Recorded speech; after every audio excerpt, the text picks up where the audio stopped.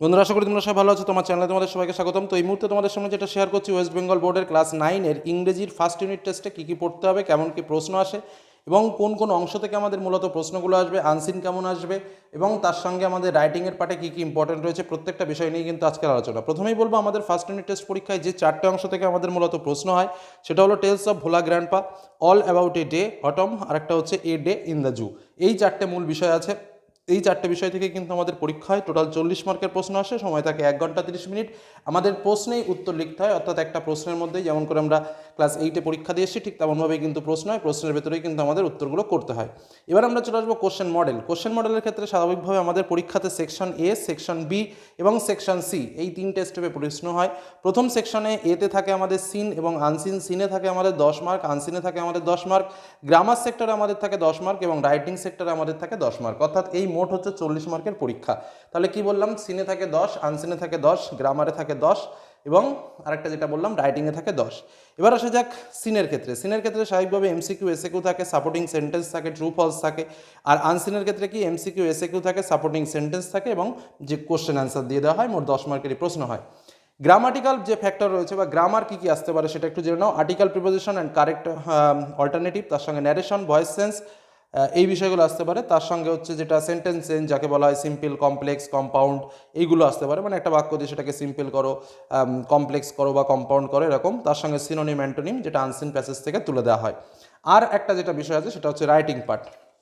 আমি প্রত্যেকটা বিষয় বলবো যে রাইটিং পার্টের থেকে কী আসতে পারে বা কোথা থেকে কী প্রশ্ন আসবে। তো পরপর আমরা বিষয়গুলো নিয়ে আলোচনা করি। একদম ফার্স্ট পার্টে আমরা যে বিষয়টা নিয়ে আলোচনা করছি সেটা হচ্ছে সিন। তো দেখো, আমাদের যে পার্টগুলো সিনের মধ্যে থেকে বেশি ইম্পর্টেন্ট রয়েছে, প্রথমে আমি স্টোরি থেকে বলছি, তারপরে আমরা অটম থেকে বলছি, যেটা আমাদের পোয়েম রয়েছে। তো স্টোরির মধ্যে আমি একদম পেজ উল্লেখ করে দিয়ে দিয়েছি, যেটা a day in the zoo, এখান থেকে দেখবে টুয়ার্ডস ইভিনিং দ্য থেকে শুরু করে উইল রিং উইথ সং পর্যন্ত, অর্থাৎ পেজ নম্বর 28 পৃষ্ঠাতে তোমরা পাবে যে পার্টটা রয়েছে। এই পার্টটা খুব ইম্পর্টেন্ট, এখানে এই পার্টটা সম্পূর্ণরূপে তুলে দিতে পারে। নেক্সট যে পার্টটা আমি তোমাদের বলবো সেটা হচ্ছে a day in the zoo. এখান থেকে তোমাদের পেজ নম্বর 26, এখান থেকে তোমরা পাবে সেটা হচ্ছে দ্য মানকিস অ্যান্ড আদার থেকে শুরু করে এই যে কারো কারো ক্রো ক্রো ক্রো পর্যন্ত, এই যে পার্টটা রয়েছে, এই পার্টটা যেটা পেজ নম্বর 26-এ পাবে। Next a day in the zoo, এখানে তোমাদের পেজ নম্বর 26-এই দেখবে অ্যাট 10 o'clock থেকে শুরু করে ইন দ্য কি মিমোসা ট্রি, এই পর্যন্ত যে পার্টটা রয়েছে, এই পার্টের থেকেও কিন্তু তোমাকে সিনটা তুলে দিতে পারে। এই পার্টটাও কিন্তু দেখে রাখবে। নেক্সট যেটা বলবো, টেলস অফ ভোলা গ্র্যান্ডপা, যেটা বলছে এখান থেকে তোমাদের পেজ নম্বর 3-তে রয়েছে অন ইভিনিং থেকে শুরু করে অন দ্য ড্রাই লিপস, এই পর্যন্ত। তোমরা তোমাদের বইয়ের সঙ্গে একটু মিলিয়ে নিতে পারো এবং দাগিয়ে নিতে পারো। যে পার্টগুলো বলছি এই পার্টগুলো কিন্তু একদম ওপেন প্যাসেজ তুলে তোমাদের দিয়ে দেবে এবং সেখান থেকেই তোমাদের সিন আসার সম্ভাবনা রয়েছে। নেক্সট তোমাদের যেটা বলবো, অল অ্যাবাউট ডগ থেকে, যেটা হচ্ছে তোমার আই ওয়াজ ট্রাভেলিং থেকে শুরু করে হার মেল কম্পেনিয়ন পর্যন্ত তোমরা পেজ নম্বর 8-এ পেয়ে যাবে। এবং টেলস অফ ভোলা গ্র্যান্ডপা থেকে, যেটা পেজ নম্বর 1-এ তোমাদের রয়েছে, দেখবে ভোলা গ্র্যান্ডপা অ্যান্ড হিজ ওয়াইফ থেকে শুরু করে আন্ডার এ কৌজ বেলি পর্যন্ত।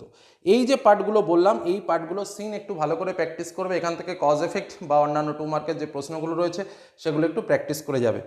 আর পোয়েম থেকে স্বাভাবিকভাবে আই লাভ টু সি থেকে নেকেড ট্রিস পর্যন্ত দিতে পারে, বা I love to C the cottage থেকে শুরু করে তোমার হোয়ার দ্য ফেল্ট, মানে তোমার পেজ নম্বর 18 থেকে 20-এর মধ্যে রয়েছে, আর প্রথমটা 18 পেজ রয়েছে, এই পার্টটা তুলে দিতে পারে।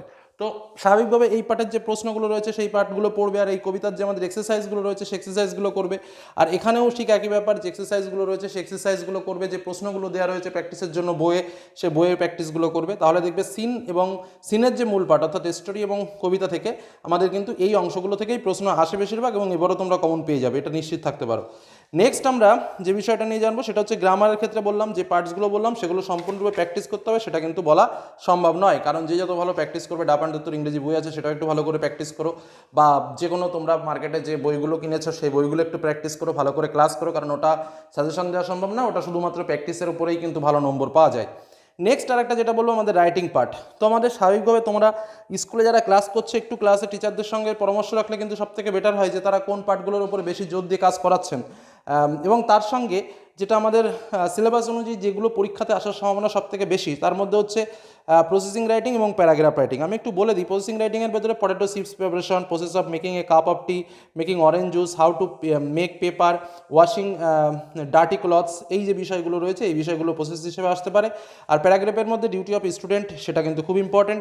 আরেকটা কথা বলি, তোমাদের বইয়ে দেখবে তোমাদের পেজ নম্বর 7 এক্সারসাইজ 6 এবং 7, পেজ নম্বর 17-তে 9, 10, পেজ নম্বর 23-এ 7, 8 এবং পেজ নম্বর 33-এ 7 এবং 8। এই যে এক্সারসাইজগুলো আছে এই এক্সারসাইজগুলো কিন্তু খুব ভালো করে প্র্যাকটিস করো, কারণ বেশিরভাগ ক্ষেত্রে কি হয়, ফার্স্ট ইউনিট টেস্ট পরীক্ষায় বই থেকে যে রাইটিংগুলো আমরা করেছি সেই রাইটিংগুলো হুবহু তুলে দেয়। তো তোমরা যদি এই রাইটিংগুলো কমন প্র্যাকটিস করো তাহলে কিন্তু আশা করা যায় যে এখান থেকেও তুলে দেওয়ার সম্ভাবনা রয়েছে, তার সঙ্গে এই প্রসেসিংগুলো প্র্যাকটিস করবে। নেক্সট আমরা যেটা আসবো, যেটা আসার সম্ভাবনা সব থেকে বেশি ক্লাস 9-এর ফার্স্ট ইউনিট টেস্টে, সেটা হচ্ছে লেটার রাইটিং। তো লেটার রাইটিংয়ের মধ্যে leave of absence letter to headmaster, to your friend, narrating your experience of visiting a wildlife sanctuary।